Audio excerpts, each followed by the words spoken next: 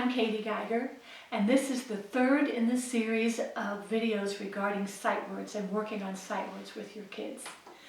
If you have watched the previous two, then you know about the importance of choice, where children can be engaged because of a variety of materials, and how to introduce those a few at a time, to keep them engaged, to help them become decision makers, to give them some authority. You also know that duration is important, that how long you work, it's important not to work so long that they lose interest in it, to stop while their interest is high.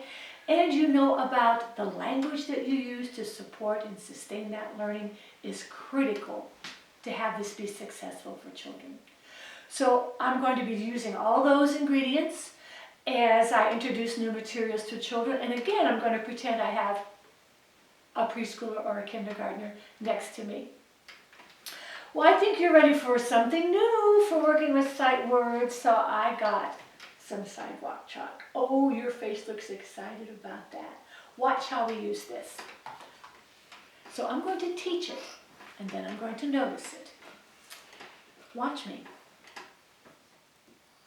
T, H, E, Y, they. What did you notice about how I did this? Yes, I used this just like a pencil in my other hand. Yep, I continued to put the line underneath the word. I said the word. I want you to see how colorful this shows up on the black paper. You don't have to use black paper. You can use anything you have around, but sometimes the variety and the kind of paper that you use is fun for them also.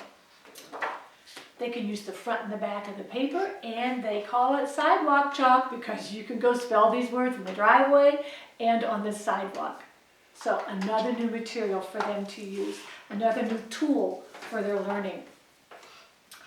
Another thing you can use outside is a bucket of water and a paintbrush. I'm not going to demonstrate this one, but you dip that brush in the water and you paint the words right on the sidewalk, and they're going to disappear in no time, and you can do them again. This is just an old brush that's not really good for anything anymore. You can tell it's been used a lot. Or maybe you have a variety of brushes. Maybe you want to use the watercolor brush and use water for that so that it's very thin words. Having that variety keeps it engaging for kids. Fun, fun, fun. Make sure they wear their swimming suit, because you know what's going to happen to that bucket of water sooner or later.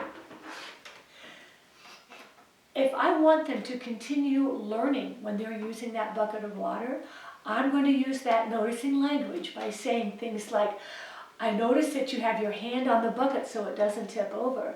I notice that you kind of shake the brush off a little bit before you get it out. Everything that they modeled me do, everything that they've seen me do it, and now they are doing it, and it's correct and it's proper, it's going to make their learning concrete for them, I'm going to notice it. I'm going to say those words so that they know what they're doing that's exactly right. The next time we get the bucket of water out, I'm going to ask them, what do you remember about how we write with water? I could keep telling them, but when I tell them things they already know, that's boring for them and they disengage. So this is kind of like how I check and see what they do remember. Yes, that's right, you hold it because, and what do you do with the brush? I think you're ready. You don't always just have to write on paper. How many cardboard boxes show up at your house any given month or week? You can recycle them right after you write words on them.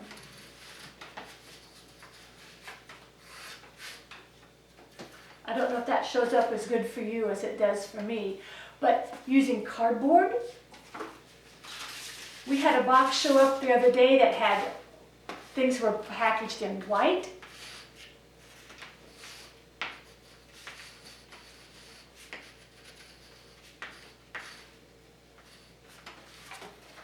I have to really press hard. Boy, that's great for not only my small muscles, but my arm muscles to go with it. I just cut apart a grocery bag or a lunch bag. I'm going to get a color that might show up a little bit better for you this time. Oh yeah, this one shows up. Yes, this one shows up well for you. It's just a little bit different, and that's all it takes to keep children engaged, to keep them wanting to learn and wanting to work. It works for us as adults as well, doesn't it? You can play some word games with kids. I just took some small paper plates, put a variety of words on them.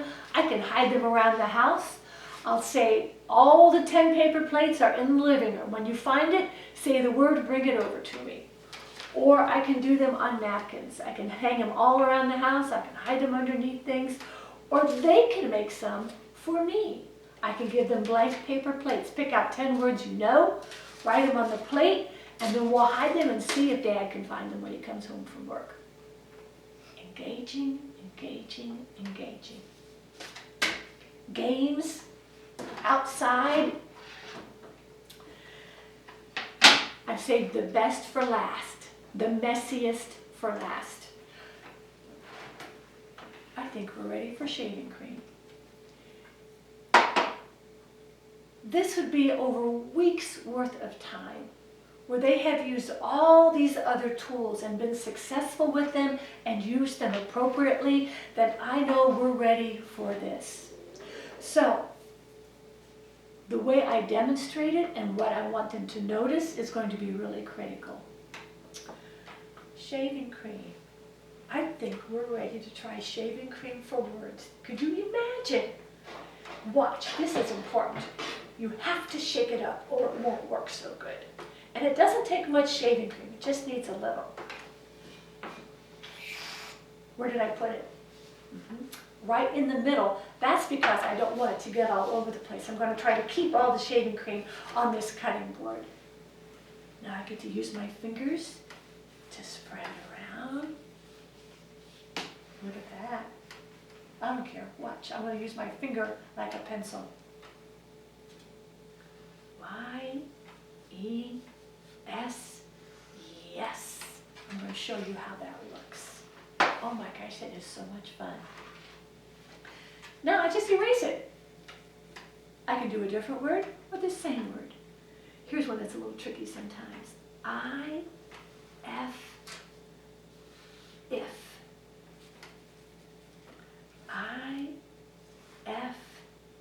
If. Again, they've got their list of choice words, their sight words, high frequency words that continues to grow and change, taking out the ones that they don't need anymore because they've got those and adding the new ones that are next on the list. I used a cutting board to keep it confined. You can use a cookie sheet. Some people like to do it on the counter right by the sink. And can you take this outside and do it? Yes, but you better stick by, close by while they do this also. So what have you learned?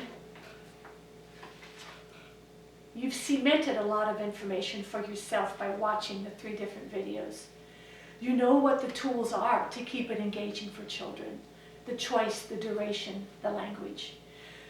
You've heard me use language with kids.